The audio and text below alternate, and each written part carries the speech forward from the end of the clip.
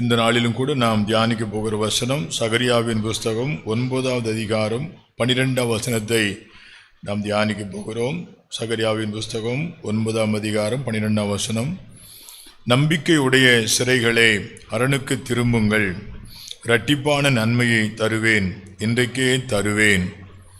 தலைவணங்கி ஜெபிப்போம். அன்பான ஆண்டவரே, எங்கள் தகப்பனே, எங்கள் வழிகாட்டியே, எங்கள் பரிகாரியே, எங்கள் சகாயரே, எங்கள் ஐஸ்வர்ய சம்பன்னரே, எங்கள் பலனே, இந்த நாளிலும் கூட கர்த்தாவே, இந்த ஜூன் மாதம் 1ஆம் தேதி உங்களுடைய சமூகத்தில் ஆரம்பிக்க எங்களுக்கு கொடுத்த பெரிய கிருபைக்காய் துதிக்கிறோம். கொஞ்ச நேரம் பாடி துதிக்க உதவி செய்தி நன்றி அப்பா. இப்போதும் கொஞ்ச நேரம் வார்த்தைகளை தியானிக்க போகிறோம். உடைய வார்த்தையிலே பலன் உண்டு, ஜீவன் உண்டு, வல்லமை உண்டு, ஐஸ்வர்யம் உண்டு. மக்களோடு இடைப்படுவீராக. யாரெல்லாம் பங்கெடுக்கிறார்களோ அவர்களுடைய ஆவிக்குரிய வாழ்க்கைக்கும் சரீர வாழ்க்கைக்கும் பிரயோஜனமாக இருக்கட்டும். முத நாமம் மகிமைப்படட்டும். இயேசுவின் நாமத்தில் ஜெபிக்கிறோம் பிதாவே, ஆமேன். நம்பிக்கை உடைய சிறைகளே, அரணுக்கு திரும்புங்கள், இரட்டிப்பான நன்மையை தருவேன், இன்றைக்கே தருவேன். ஆங்கிலத்தில் த பிரிசனர்ஸ் ஆஃப் ஹோப் என்று சொல்லப்படுகிறது. I will give you double portion of blessings. 2 மடங்கு ஆசீர்வாதத்தை தருவேன், அதை இன்றைக்கே தருவேன். யாருக்கு தருகிறார்? நம்பிக்கையுடைய சிறைகளே. சிறைவாசத்தில் இருக்கிறார்கள், ஆனால் அவர்கள் ஒரு நம்பிக்கையோடு இருக்கிறார்கள். சிறைவாசத்தில் இருக்கிற எல்லாருக்குமே நம்பிக்கை இருக்கும் என்று சொல்ல முடியாது. இங்கே ஆண்டவர் யாரிடத்தில் பேசுகிறார் என்றால், சிறைவாசத்தில் இருக்கிறார்கள், ஆனால் அவர்களுக்கு ஒரு நம்பிக்கை இருக்கிறது. சிறைவாசம் என்று சொல்லும்போது யோசேப்பு சிறையில் இருந்தார். யோசேப்பு சிறையில் இருந்ததை நாம் ஆதியாகமத்தின் புஸ்தகத்தில் வாசிக்கிறோம். அவர் சிறையில் இருந்ததை 39ஆம் அதிகாரம் 20ஆம் வசனத்தில் வாசிக்கிறோம். தானியேல் சிங்கக்கபியில் இருந்தார். தானியேல் 6:16 இப்படி வாசிக்கிறோம். பவுல் சிறையில் இருந்தார். எபேசியர் 6:19 பார்க்கிறோம். இதெல்லாம் இல்லாமல் இஸ்ரவேல் மக்கள் பாபிலோனிலே 70 வருடங்கள் சிறையில் இருந்தார்கள். அவர்கள் மாத்திரமல்ல, இந்த வார்த்தைகளை கேட்கிற நம்மிலும் பலர் பலவிதமான சிறையில் இருக்கிறோம். சிக்னஸ், வியாதி என்ற சிறைவாசம். நானாக விரும்பி எங்கும் போக முடியாது, எதையும் செய்ய முடியாது, இஷ்டப்படி சாப்பிட முடியாது. Sickness is a kind of imprisonment. அதுபோல பாவம் ஒரு சிறையிருப்பு. பாவத்திலே வாழ்கிறவர்களால் ஆண்டவருக்கோ சமுதாயத்துக்கோ ஆசீர்வாதமாக இருக்க முடியாது, அது ஒரு சிக்னஸ். வறுமை ஒரு சிறையிருப்பு. அநேகர் வறுமையில் வாழ்கிறார்கள். விரும்பினதை வாங்க முடியவில்லை, விரும்பினதை செய்ய முடியவில்லை, தாராளமாய் செலவு பண்ண முடியவில்லை, ஆசைப்பட்டதை வாங்க முடியவில்லை என்று சொல்லி வறுமை ஒரு சிறையிருப்பு என்று இருக்கிறது. வேலை ஸ்தலத்திலே வேலை பளு ஒரு சிறையிருப்பு. நிறைய வேலை கொடுக்கப்படுகிறது, சுதந்திரம் இல்லை, அங்கே ரொம்ப கட்டமாக இருக்கிறது. வீட்டுக்கு வந்து கழிச்சு போய் உட்கார்ந்துருக்கிறேன். வேலையிலே சிறையிருப்பு. வறுமை ஒரு சிறையிருப்பு, வியாதி ஒரு சிறையிருப்பு, பாவம் ஒரு சிறையிருப்பு. பிசாசு அநேகரை சிறைப்பிடித்து வைத்திருக்கிறான். இப்படி சிறையிருப்பிலே வாழ்கிற மக்கள் இந்த வார்த்தையை கேட்டுக்கொண்டிருக்கிறீர்கள். இன்னைக்கு ஆண்டவர் உங்களுக்கு என்ன சொல்லுகிறார்? நம்பிக்கை உள்ள சிறைகளே. சிறையிருப்பில் அநேகர் இருக்கிறார்கள். 2 பிரிவினர் உண்டு. ஒரு பிரிவினர் சிறையிருப்பில் இருந்தாலும் கூட ஆண்டவர் எனக்கு ஒரு நாளுக்கு விடுதலை தருவார், எனக்கு ஆண்டவர் ஒரு நாளைக்கு சந்திப்பார் என்று சொல்லி நம்பிக்கை உள்ள சிறையிருப்பில் வாழ்கிறாங்க. அவங்க சிறையிருப்பில் தான் இருக்கிறாங்க, but they have a hope of deliverance, they have a hope of redemption. யோபு சிறையிருப்பில் இருந்தார். யோபு 28:10 வாசிக்கிறோம். அவர் என்னை சோதிப்பார். அந்த வசனத்தை வாசிக்க கேட்போம். யோபுவின் புஸ்தகம் 23ஆம் அதிகாரம் 10ஆம் வசனத்தில் இப்படி வாசிக்கிறோம். என்னை அவர் சோதித்த பிறகு நான் என்னை பொன்னாக விளங்குவேன். என்னை சோதிக்கிறார் தான், ஆனால் சோதித்த பிறகு எப்படி விளங்குவேன்? பொன்னாக விளங்குவேன். அப்போ அதில் என்னத்தை காண்பிக்கிறார்? ஒரு நம்பிக்கையை காண்பிக்கிறார். இந்த சோதனை என்னை அழிக்காது. this test will not destroy me. இந்த சோதனை என்னை அழிக்காது. it will not overcome me. அது என்னை மேற்கொள்ள முடியாது. இதிலிருந்து எனக்கு ஒரு விடுதலை உண்டு என்று சொல்லுகிறார். அதே போல யோபு 19:25 இன்னொரு அவர் விசுவாசத்தை அறிக்கை செய்கிறார். என் மீட்பர் உயிரோடு இருக்கிறார், நான் அவரை காண்பேன். I will have a redemption என்று ஒரு நம்பிக்கை யோபுக்கு இருந்தது. 2 தீமோத்தேயுவிலே 1:12 அப்போஸ்தலனாகிய பவுல் சொல்லுகிறார், நான் விசுவாசித்திருக்கிறவர் இன்னார் என்று அறிந்திருக்கிறேன், நான் அவரிடத்தில் ஒப்புவித்ததை அவர் அந்நாள் பரிந்தும் காத்துக்கொள்ள வல்லவராயிருக்கிற நிச்சயித்திருக்கிறேன். பவுல் அப்போஸ்தலன் பல முறை சிறைச்சாலையில் இருந்தார், ஆனாலும் கடைசி வரை அந்த நிச்சயத்திலே அவர் மாறவில்லை. So there are people who are living in captivity, imprisonment, but still they have faith, they have hope. ஒரு நாள் வரும், அன்றைக்கு ஆண்டவர் எனக்கு விடுதலை தருவார், தேவன் என்னை சந்திப்பார், தேவன் என்னை உயர்த்துவார், என் பொருளாதார நெருக்கடி நீங்கும், என்னுடைய சூழ்நிலைகள் மாறும் என்று சொல்லி நம்பிக்கையோடு இருக்கிற மக்கள், அவர்களுக்கு தான் ஆண்டவர் வந்து வாக்குத்தத்தம் கொடுக்கிறார். நம்பிக்கை உள்ள சிறைகளே என்று சொல்லுகிறார். நம்பிக்கை உள்ள நம்பிக்கை சிறையிருப்பில் இருந்தாலும் கூட அவர்கள் ஆண்டவர் மேல் வைத்திருக்கிற நம்பிக்கையில குறைந்து போகவில்லை, ஆண்டவர் மேல் வைத்திருக்கிற விசுவாசத்தில் குறைந்து போகவில்லை, மாற்று வழி தேடுவதில்லை. நான் ஜெபம் பண்ணி பார்த்தேன், கர்த்தர் எனக்கு தரலை, இப்படி செய்யலை, எனவே I take a different route என்று சொல்லி அநேகர் இப்போ நம்ம சபைகளில் பார்க்க முடியும். பல நாட்கள் பல வருடங்கள் ஒரு சில காரியங்களுக்காக காத்திருந்து விட்டு கிடைக்கவில்லை என்ற உடனே they will change their route, அவருடைய பாதையை மாற்றிக்கொள்கிறது உண்டு. வேறு பக்கமாக வேறு சோர்ஸுக்கு போகிறவர்கள் உண்டு. ஆபிரகாமுக்கு ஆண்டவர் வாக்குத்தத்தம் கொடுத்திருந்தார், 75 வயதிலே அழைத்திருந்தார், 100வது வயதில் தான் பிள்ளை கொடுக்கிறார். So he waited for 25 years. அதனால் தான் ஆண்டவர் விசுவாசிகளின் தகப்பன் என்று பெயர் கொடுத்தார்.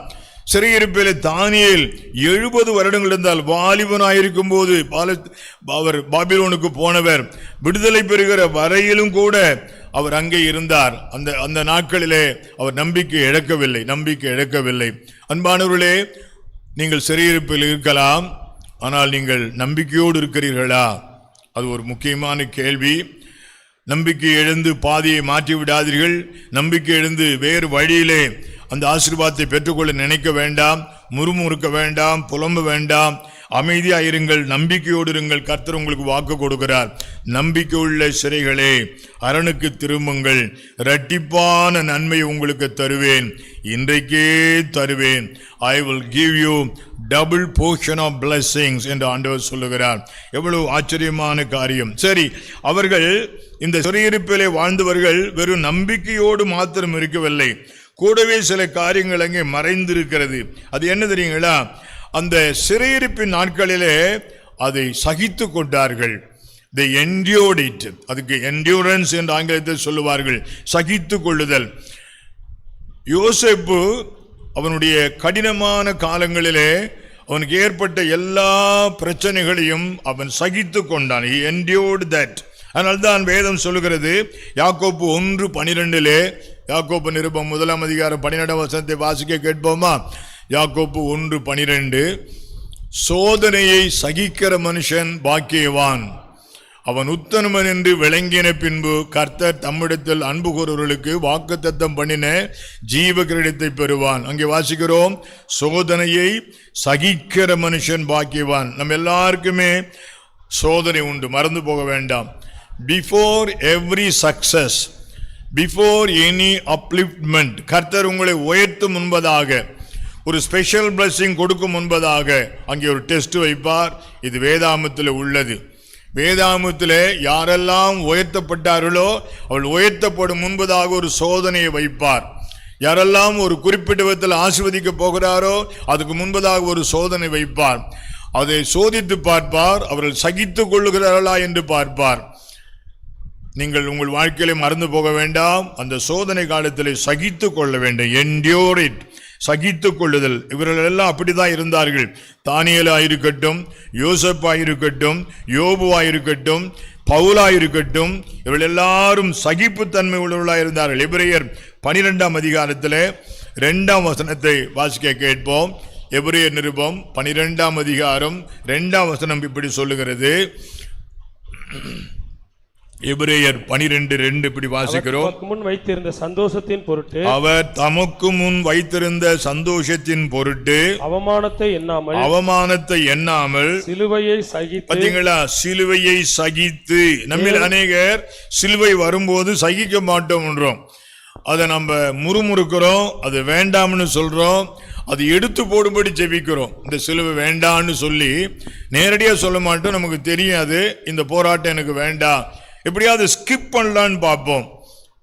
நல்லா கவனித்துக் கொள்ளுங்கள். இயேசு தன்னுடைய எல்லா பிரசங்கங்களிலேயும் அனுதினமும் சிலுவை எடுத்துக்கொண்டு என்னை பின்பற்ற வேண்டும் என்று சொல்லியிருக்கிறார். ஆண்டவர் அந்த சகிப்புத்தன்மையை கற்றுக் கொடுக்க விரும்புகிறார். நீங்களும் கூட உங்கள் வாழ்க்கையிலே கற்றுக்கொள்ள வேண்டும். பாடுகளை சகிக்க கற்றுக்கொள்ள வேண்டும். learn to endure sufferings in life. யோபு அதை கற்றுக்கொண்டார். யோபு சொல்லுகிறார், அவர் என்னை கொன்று போட்டால் அவர் மேல் நம்பிக்கையாயிருப்பேன் என்று சொல்லுகிறார். யோபு சொல்லுகிறார், பைத்தியக்காரி போல நீ பேசுகிறாய் என்று தன் மனைவியை பார்த்து சொல்லுகிறான். கர்த்தரிடத்திலே ஏராளமான நன்மையை பெற்றோமே, இந்த கட்டங்களை சகித்துக் கொள்ள கூடாதா? எப்படி அவன் வாதாடுகிறான் பார்த்தீர்களா? எப்படி எவ்வளவு கட்டம் வந்தாலும் தன் நாவினாலே ஆண்டவரை குறை சொல்லவில்லை.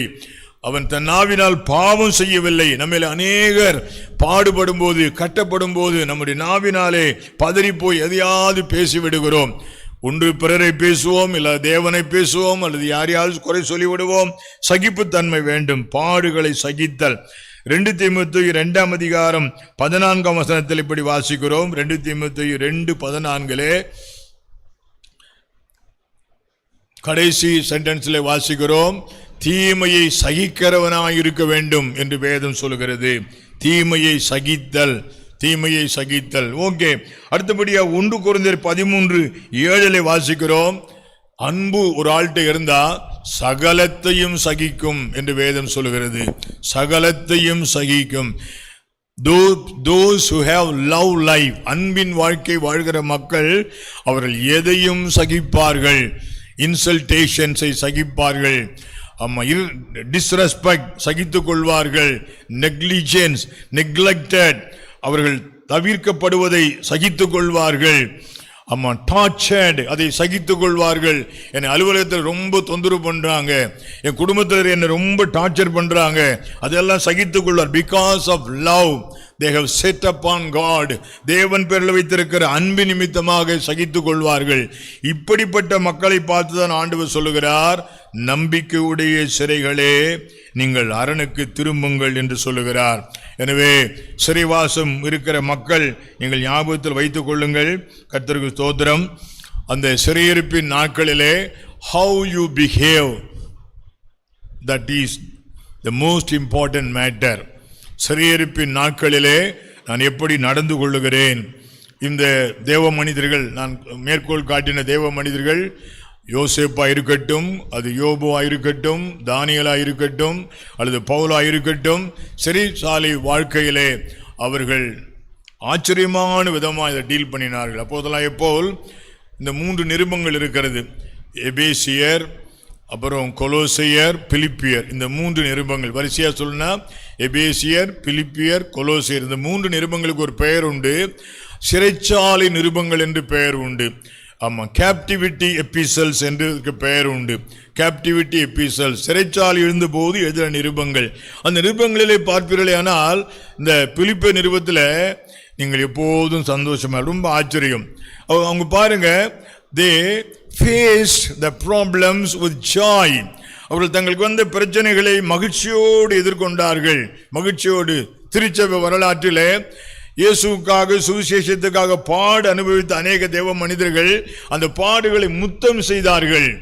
அவர்களுக்கு அடி கொடுக்கும் போதோ, தண்டனை கொடுக்கும் போதோ அந்த தண்டனையை மகிழ்ச்சியோடு ஏற்றுக்கொண்டார்கள். அன்பானவர்களே, how you face your sufferings, how you face your captivity life, உன்னுடைய சிறைப்பின் வாழ்க்கை எப்படி சந்திக்கிறீர்கள் என்பது ரொம்ப முக்கியம். ஓகே, இப்போது நான் அடுத்த காரியத்துக்கு போக விரும்புகிறேன். டபுள் போர்ஷன் என்னெல்லாம் தருவார் ஆண்டவர்? டபுள் போர்ஷன், 2 மடங்கு. 2 மடங்கு பெற்றவர்கள் கொஞ்சம் பேர் வேதாமத்தில் இருக்கிறார்கள். 2 மடங்கு பெற்றவர்கள். யோசேப்புக்கு 2 மடங்கு ஆசீர்வாதம் கொடுத்தார் ஆண்டவர். எப்படி என்றால், ப்ராப்பர்ட்டி. ஆதியாகமத்தின் புத்தகம் 48:5 அந்த யாக்கோபு தன் பிள்ளைகளை யோசேப்பை பார்த்து சொல்லுகிறான், சேஷ்ட புத்திர பாகம் உனக்கு தான் பண்ணிட்டான். உனக்கு பிறந்த 2 பிள்ளையும் என் பிள்ளை கணக்கில் சேர்த்துக்கிட்டேன். உனக்கு பிறந்த 2 பிள்ளைகளும் என் பிள்ளைகளை எடுத்துக்கிட்டேன். யாக்கோப்புடைய பிள்ளைகளுக்கு ஒவ்வொருத்தருக்கும் ஒரு அலாட்மெண்ட் உண்டு. லேவி கோத்திரத்தாருக்கு ஆசாரிய பணியை அலாட் பண்ணிட்டார் ஆண்டவர்.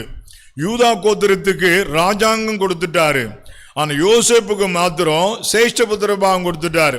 அது என்ன சேஷ்டபுத்திர பாகம்னா தகப்பனுடைய சொத்து டபுளா கிடைக்கும். அது நீங்கள் அங்கேயே கூட நீங்க வாசிக்கலாம். ஆதியாகமத்துல 48:22 யாக்கோபு யோசேப்பை பார்த்து சொல்றாரு, உனக்கு ஒரு எக்ஸ்ட்ரா லேண்ட் நான் தருவேன், எல்லாருக்கும் கொடுத்ததை விட ஒரு நிலத்தை உனக்கு அதிகமான பங்காக கொடுத்தேன் என்று சொல்லுகிறான். சேஷ்டபுத்திர பாகம் டபுள் போர்ஷன். சேஷ்டபுத்திர பாகம் என்றால் மற்றவர்களுக்கெல்லாம் கொடுக்கிறதை விட 2 மடங்கு கூடுதலாக கொடுப்பது, அதான் சேஷ்டபுத்திர பாகம். அப்ப யோசேப்பு அவனுக்கு ஒரு பிரிவிலேஜ் இருந்தது. என்ன பிரிவிலேஜ்? 2 மடங்கு அப்பா கிட்ட இருந்து ப்ராப்பர்ட்டியை அவன் வாங்கி கொண்டான். இன்னொரு ஆள் 2 மடங்கு ஆசீர்வாதம் பெற்றார். எலிசா 2 மடங்கு ஆசீர்வாதம் பெற்றார். அது 2 ராஜாக்கள் புஸ்தகம் 2ஆம் அதிகாரம். அவன் மேல இந்த கிஃப்ட் இவனுக்கு வந்துடுச்சு. அவன் எடுத்துக்கொள்ளப்படும் முன்பதாக அவனை கேட்கிறான், என்ன என்கிட்ட எதிர்பார்க்கிற, இப்படி வந்துகிட்டே இருக்கிறே. அப்ப அவன் எலிசா சொல்லுவான் எலியா கிட்ட, உம்மிடத்தில் இருக்கிற வரம் எனக்கு 2 மடங்கு வேண்டும் என்று கேட்கிறான். அப்போ 2 மடங்கு ஆசீர்வாதத்தை பெற்ற இன்னொரு ஆளு எலிசா. அதாவது 7 அற்புதங்களை எலியா செய்வாரு. 7 அற்புதங்கள் எலியா செய்வாரு. இவர் எலிசா 14 அற்புதங்களை செய்வாரு. 2 மடங்கு வரம் இவருக்கு வந்துடுச்சு. அது மாத்திரமல்ல, எக்ஸ்ட்ரா இன்னொன்னு செய்வாரு. அவர் மரித்த பிறகு அவர் கல்லறையில் அடக்கம் பண்ணியிருப்பாங்க. இன்னொரு ஆளை கொண்டாந்து அந்த கல்லறையில போடும்போது எலிசாவுடைய எலும்பு பட்டு அவன் உயிரோடு இருந்துச்சிருவான். இது அதுக்கு மேல 14+1 என்று அந்த அளவுக்கு போயிடும். அப்ப 2 மடங்கு ஆசீர்வாதத்தை பெற்ற இன்னொரு ஆளு யாரு? எலிசா. 2 மடங்கு ப்ராப்பர்ட்டி 2 மடங்கு. ஞாபகத்தில் வைத்துக் கொள்ளுங்கள். உங்களுக்கு இந்த மாதத்திலே ஆண்டவர் சொல்றாரு, நீங்க நம்பிக்கையுடைய சிறைகளா இருக்கணும். அதை மறந்துடாதீங்க. சிறையிருப்பில் தான் வாழ்றீங்க, ஆனா என்ன விட்டுறக்கூடாது. ஆமா, உங்க ஹோப்லெஸ்ஸா மாறிடாதீங்க, நம்பிக்கை விட்டுறாதீங்க. ஆமா, விசுவாசத்தை விட்டுறாதீங்க. நம்பிக்கையுடைய சிறைகளே என்று அழைக்கிறார் ஆண்டவர். அந்த சிறைச்சாலையில வாழ்ற காலத்துல நீங்கள் சகித்து கொண்டீங்களா, பொறுத்து கொண்டீங்களா, மகிழ்ச்சியோடு அதை எதிர்கொண்டீங்களா என்பதை நீங்க செக் பண்ணீங்க.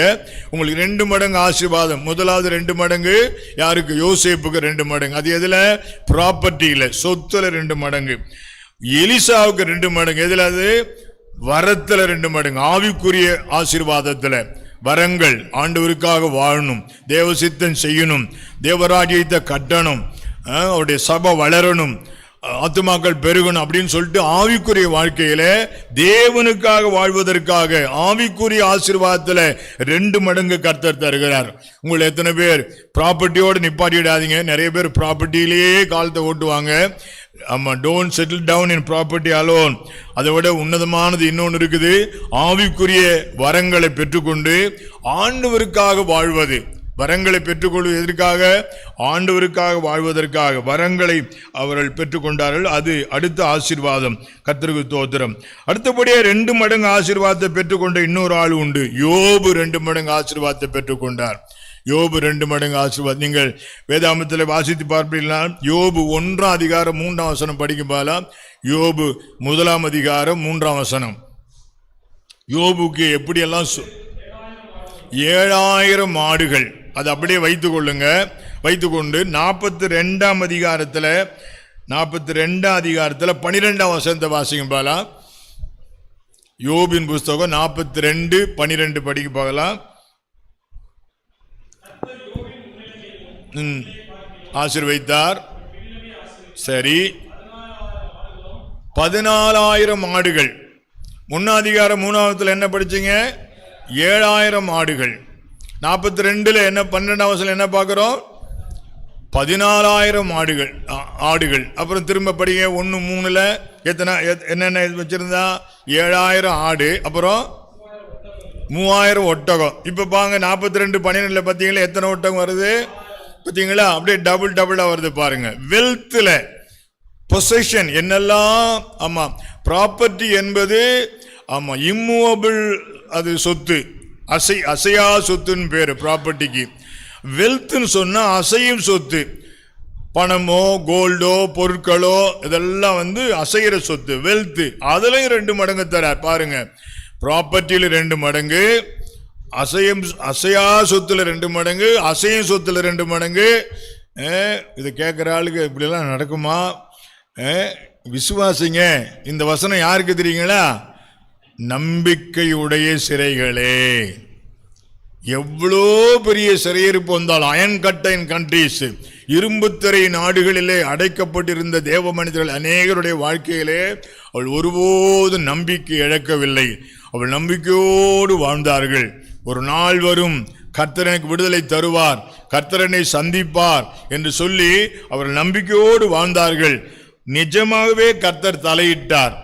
ரஷ்யாவிலே, சைனாவிலே அப்படி ஒரு கொடுமையான ஆட்சி நடந்தது. கம்யூனிஸ்ட் ஆட்சிகள் நடந்தது. கிறிஸ்தவ மக்களுக்கு விடுதலை இல்லாத ஒரு நிலைமை. பகிரங்கமாக பைபிள் படிக்க முடியாது, பகிரங்கமாக ஊழியம் செய்ய முடியாது, அப்படிப்பட்ட நிலைமை. ஆனால் இப்போ பார்த்தீங்கன்னா உலகத்திலேயே அதிகமாக கன்வர்ஷன், ரட்சிக்கப்பட்டு சபையில் சேர்ற மக்கள் சைனாவில் இருக்கிறார்கள். ரஷ்யாவில் விடுதலை கொடுக்கப்பட்டிருக்குது. கம்யூனிஸ்ட் நாடுகள் எல்லாம் கம்யூனிஸ்ட் கட்சி கொடியை தேவனை இறக்க வைத்தார். 1989 வருடத்தில் அது நடந்தது. கர்த்தருக்கு ஸ்தோத்திரம். அப்ப இருந்த ஜனாதிபதி கொடியை இறக்கினார். கர்த்தருக்கு ஸ்தோத்திரம். அப்படி கொடியை இறக்கும் போது ஜார்ஜ் புஷ் அமெரிக்க பாராளுமன்றத்தில் இன்றைக்கு தேவ கிருபையினாலே கம்யூனிசம் விழுந்தது என்று டெக்ளேர் பண்ணினார். எல்லாரும் கைதட்டி ஆர்ப்பரித்தார்கள். கவனியுங்கள், சிறைச்சாலை வாழ்க்கையிலே அவர்கள் நம்பிக்கையோடு இருந்ததினாலே கர்த்தர் விடுதலை கொடுத்தார். இந்த வார்த்தைகளை கேட்கிற உங்களிலே பலவிதமான சிறையிருப்பில் நீங்கள் வாழ்ந்து கொண்டிருக்கலாம். ஆனால் நம்பிக்கை ஒரு காலம் இழந்து விடாதீர்கள். இப்ப சொல்றதெல்லாம் நடக்கும், விசுவாசிங்க. ப்ராப்பர்ட்டி வருமா? வரும். கர்த்தருக்கு ஸ்தோத்திரம். ஆவிக்குரிய வரங்கள் வருமா? கர்த்தர் என்னை ஆவிக்குரிய பிரகாரம் ஆசீர்வதிப்பார். டெஃபினெட்லி கர்த்தர் நிச்சயமா ஆசீர்வதிப்பார். ஆனா நீங்க அதை கேட்கணும். எலிசா அப்படி கேட்டான்.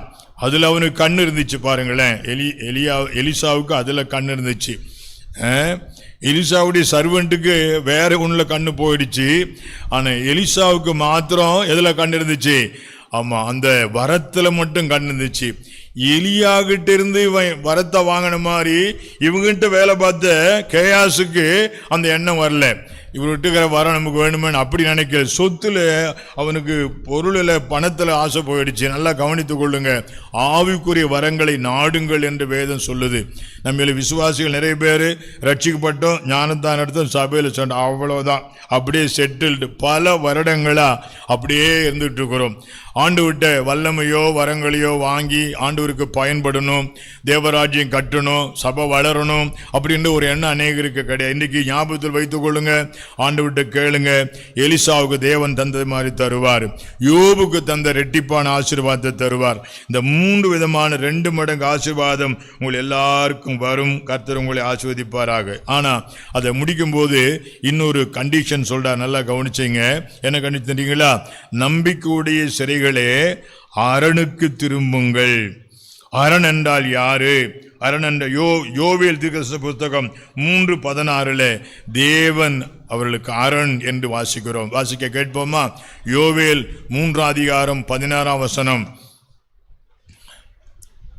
சீயோனிலிருந்து கெர்ச்சித்து எருசலேமிலிருந்து சத்தமிடுவார், வானமும் பூமியும் அதிரும்.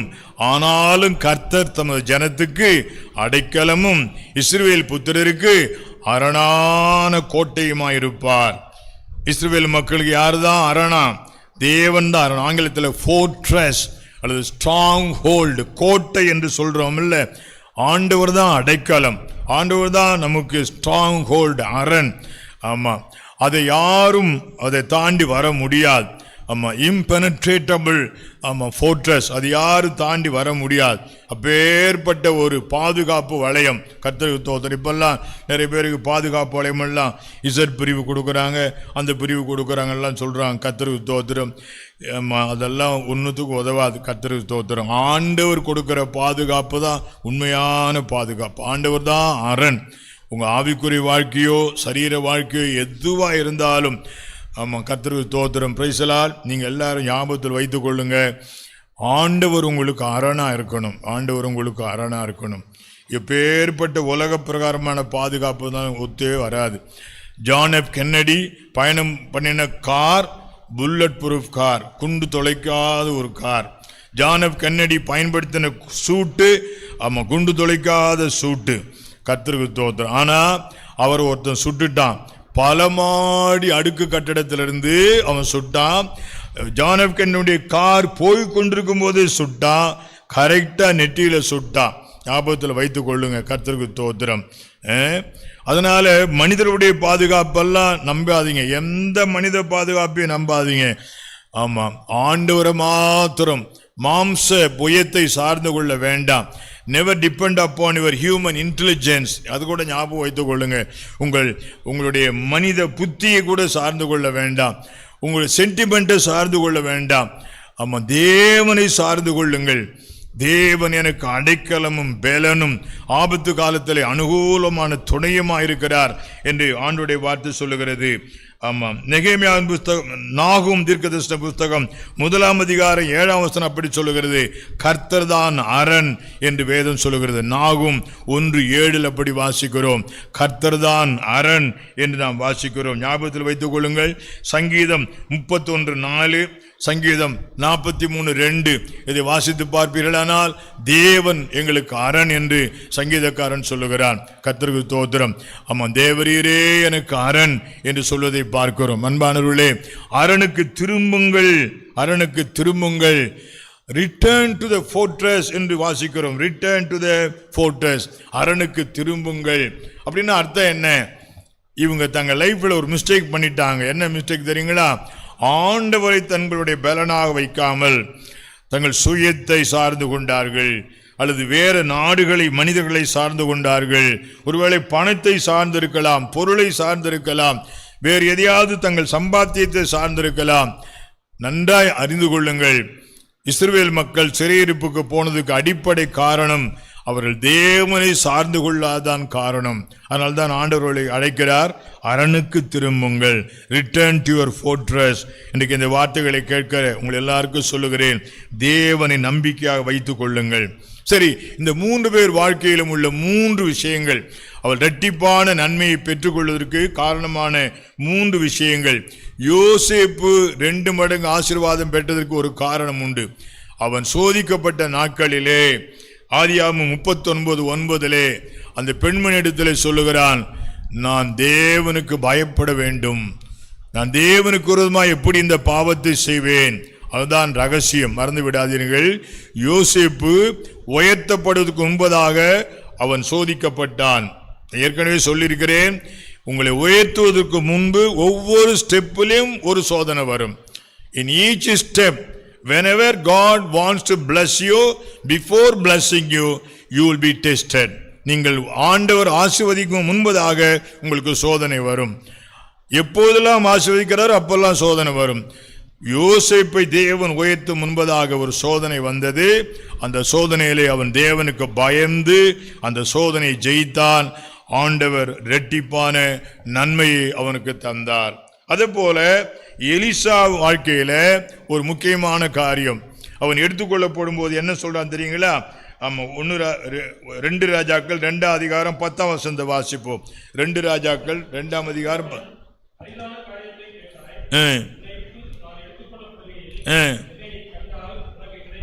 அதுக்கு முந்தன வசனத்துல தான் நீ என்னையா கேட்கறன்னு கேட்பான். அதுக்கு எலிசா சொல்லுவான், உம்மிடத்துல இருக்கிற வரை எனக்கு 2 ரெட்டிப்பா வேணும்னு கேட்பான். இப்ப பதில் சொல்றான், என்ன தெரியுமா சொல்றான்? எலியா அவனை பார்த்து 10 வசனத்துல, நான் எடுத்துக்கொள்ளப்படும் போது என்னை பார்க்கணும். இது என்ன புது விதமான விஷயமா இருக்குது? அப்படியே ஃபோக்கஸ் பண்ண சொல்றான். எலியா பின்னாடியே வந்தான், அது ஒரு மேட்டர். கில்காலுக்கு போ, எரிகோவுக்கு போ, பெத்தேலுக்கு போ, யோர்தானுக்கு போ, நீ எங்க போனாலும் விடமாட்டேன், அது ஒரு முக்கியமான கருத்து. ஐ will never go away from you, I will not go back, பின்னாடி போக மாட்டேன். கன்சிஸ்டன்சி, தொடர்ந்து வருவேன், அது ஒரு முக்கியமான காரணம். எலிசா 2 மடங்கு ஆசீர்வாதத்தை பெற்றுக்கொண்டிருக்கிற ரகசியம் என்ன? விடமாட்டேன், விடமாட்டேன். பெத்தேலா இருக்கட்டும், அது எரிகோவா இருக்கட்டும், அது யோர்தானா இருக்கட்டும், எதுவா இருந்தாலும், கில்காலா இருக்கட்டும், I will never go back, பின் திரும்பி பார்க்க மாட்டேன். 1. 2வது, நான் எடுத்துக்கொள்ளப்படும் என்னை பார்க்க வேண்டும். அப்படின்னா இவனை பார்த்துக்கிட்டே இருக்கணும். ஸ்டாரிங் லுக்னு சொல்லணும். அதை ஸ்டாரிங்.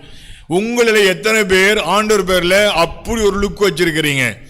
அப்படி பார்க்கறது அப்புறம் விடுறது, அப்புறம் பார்க்கறது விடுறது. ஸ்டேரிங், அவரையே பார்க்கிறது, அவரையே ஸ்டேரிங், அவரையே பார்க்கிறது. சிங்கக்குட்டிகள் தாட்சியடைந்து பட்டினியாயிருக்கும், கர்த்தரை தேடுகிறவர்களுக்கோ ஒரு நன்மையும் குறையப்படாது. அவர்கள் அவரை நோக்கி பார்த்து பிரகாசம் அடைந்தார்கள், அவருடைய முகங்கள் வெட்கப்பட்டு போகவில்லை. பேதுரு யோவானும் ஆலயத்திற்கு போகும்போது அந்த முடவனான மனிதனை பார்த்து எங்களை நோக்கிப்பார் என்று சொல்லுகிறார்கள். ஆண்டவர் அப்படித்தான் சொல்லுகிறார்கள், பூமியின் எல்லை எங்கும் உள்ளவர்களே என்னை நோக்கி பாருங்கள், அப்போது ரட்சிக்கப்படுவீர்கள் என்று கர்த்தர் சொல்லுகிறார். We need to make a staring look upon God. அப்படியே உற்று பார்க்குதல், ஃபோக்கஸ் பண்ணுங்க.